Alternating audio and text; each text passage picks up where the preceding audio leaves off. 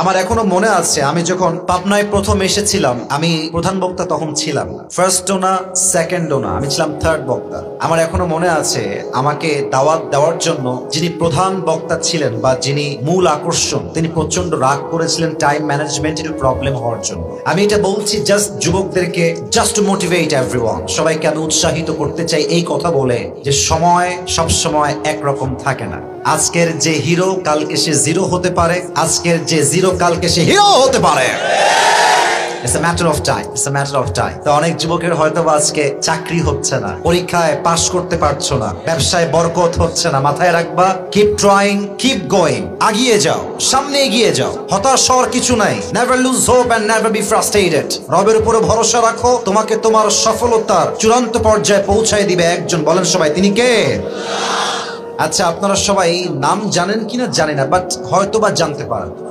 পাকিস্তানের একজন top famous cricketer, আগে ছিলেন cricketer and then he became the prime minister of Pakistan. পরে এসে তিনি পাকিস্তানের প্রধানমন্ত্রী হয়েছিলেন। নাম বলতে পারবেন কি নাম? ইমরান খান। এই তো নাম জানেন, মাশাআল্লাহ। উনি সেই দিন একটা বক্তব্যে বললেন যেটা আমার কলিজায় গিয়ে আঘাত করেছে কথাটা। উনি বললেন যে মানুষ তার খারাপ অবস্থায় হেরে যায় না, মানুষ তার শূন্য অবস্থায় হেরে যায় না, মানুষ হারে তখন যখন সে গিভ আপ করে ফেলে। যতক্ষণ পর্যন্ত মানুষ বলে যে আমি পারবো, আমার শক্তি আছে, আই ক্যান ডু ইট, এটা আমার বিলিভ আছে, যতক্ষণ পর্যন্ত বিশ্বাস সঙ্গে আছে, মানুষকে হারিয়ে দেওয়ার মতো শক্তি এই পৃথিবীতে জন্ম নেয় নাই যুবক ভাইরা, ঠিক কিনা বলো? দুই নাম্বার আরেকটা কথা তিনি বললেন, যেটা আমি বলেই আর কোনো কথা বাড়াতে চাই না, আমার মূল তাফসিরের দিকে আমি ফোকাস করার ট্রাই করব। এটা আমার মুরব্বী আব্বাজান যারা এসেছেন, মায়েরা যারা এসেছেন, স্পেশালি আমার যুবক ভাই যারা এসেছো, এই বাক্যটা একটু মনোযোগ দিয়ে শুনবা।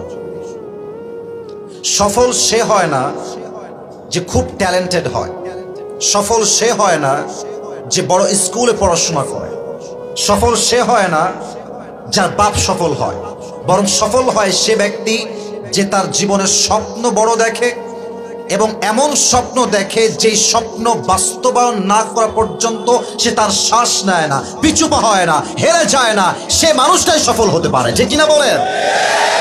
So you should dream big, স্বপ্ন বড় দেখবা। আমার তো মনে হয় যে পাবনার সন্তানরা they're very talented, they're brilliant, এবং আপনারা দেখবেন পাবনার মানুষের মতো মানুষ, এই জেলার মানুষ যে পরিমাণ চালাক অন্য জেলা আপনি খুঁজে পাবেন না, ঠিক কিনা বলেন?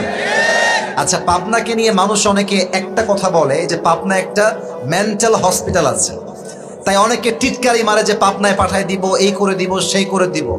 আপনি খুব চেক করবেন, যে কোনো এক্সামিনেশন হলে যাবেন, কলেজ, ইউনিভার্সিটি, বিশ্ববিদ্যালয়, পাবনার সন্তানরা যেখানে যায় খুব খেয়াল করবেন তাদের পরীক্ষার রেজাল্ট অন্যের চাইতে 1000 গুণ বেশি ভালো হয়।